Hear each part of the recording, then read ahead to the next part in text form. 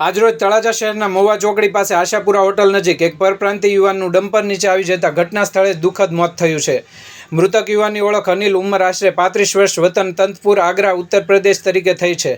પ્રાપ્ત વિગતો મુજબ યુવાન બપોરના સમયે નશાની હાલતમાં હોટલ પાસે આવેલો હતો.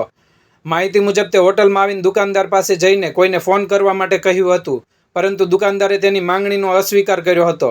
ત્યારબાદ યુવાન હોટલ નજીક ઊભેલા એક ડમ્પરના પાછળના ભાગે ટાયર પાસે સૂઈ રહ્યો હતો અને ડમ્પર ચાલકને યુવાન ત્યાં હોવાની જાણ ન હોવાને કારણે જ્યારે તેણે ડમ્પર રિવર્સ આપ્યું ત્યારે યુવાન પાછળના વ્હીલની નીચે આવી જતા તેમનું ઘટના સ્થળે જ કમકમાટીભર્યું મોત થયું હતું.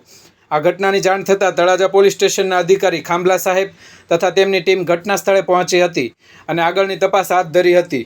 હાલ મૃતકની ઓળખ તથા સમગ્ર ઘટનાની સ્પષ્ટતા કરવા માટે પોલીસ તપાસ ચાલુ છે.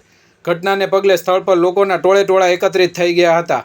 આ બનાવની સાચી હકીકત પોલીસ તપાસ બાદ જ જાણવા મળશે. Bureau report, Gujarat I news, Irfan Malada, Talaja.